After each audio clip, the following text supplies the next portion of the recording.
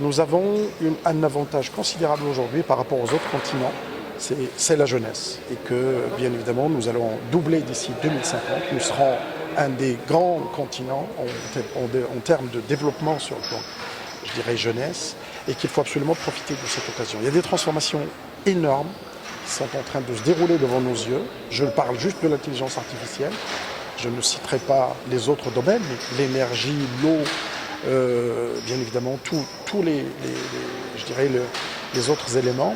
Et que le développement de notre continent, il est directement rattaché à notre qualité de ressources humaines.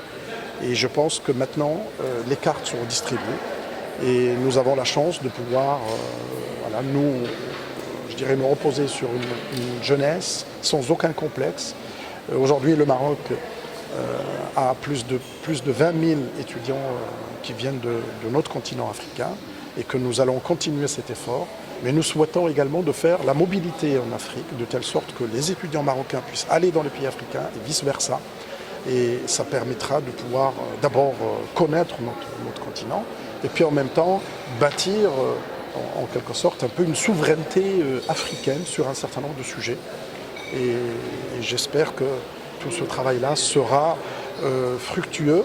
Les orientations de Sa Majesté, que Dieu l'assiste, sont le capital humain et notre place est un choix de notre pays dans notre continent africain et qu'il faut continuer ces développements sur le plan, économique, mais aussi sur le plan sociétal.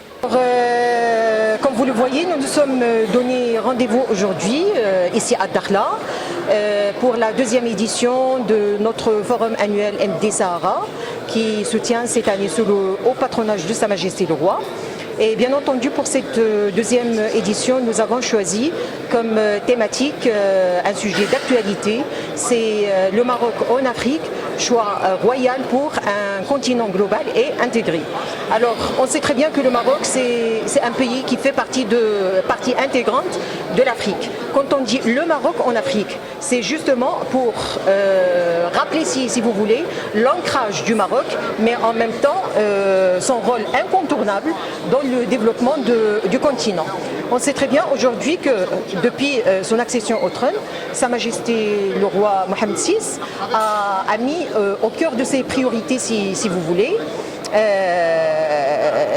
bien sûr l'Afrique, et d'où d'ailleurs sa phrase devenue devise, l'Afrique doit faire confiance à l'Afrique.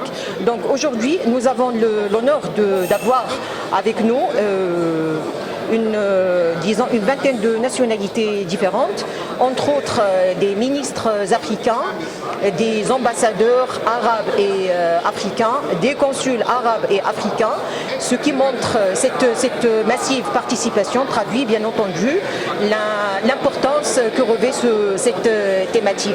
Et surtout à ce moment précis où la cartographie est en train d'être rejouée, d'être revue. Alors il est temps que l'Afrique se réveille. On a besoin d'une Afrique debout, on a besoin d'une Afrique solidaire, inclusive, prospère et riche par elle-même et pour elle-même. Je suis Madame Lamir Radi, je suis ambassadeur, directeur des affaires africaines par intérim au ministère des Affaires étrangères, de la coopération africaine et des Marocains résidant à l'étranger.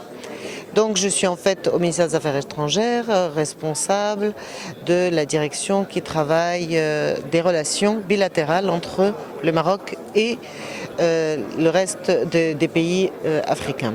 Alors ce genre de rencontre comme celle qui est organisée aujourd'hui, c'est l'occasion pour nous non seulement de faire des bilans d'étape, ce qui est très important après la crise du Covid qui a rebattu toutes les cartes, mais aussi la guerre en Ukraine, entre l'Ukraine et la Russie, qui a eu des impacts importants sur l'Afrique, mais aussi de rencontrer des partenaires africains, des partenaires marocains institutionnels et du privé, pour faire un bilan d'étape sur l'évolution de la situation de l'Afrique dans différents domaines, que ce soit le domaine économique, social, politique. Et pour nous, en tant que ministère ministère des Affaires étrangères, ça nous permet de faire un bilan d'étape par rapport aux orientations de Sa Majesté, qui a défini une vision stratégique sur l'Afrique, que l'on est en train de mettre en œuvre, pour laquelle nous avons, et bien sûr il a commencé à mettre en œuvre, nous on continue à la mettre, mais on coordonne avec les autres départements et avec le secteur privé pour réaliser cette vision.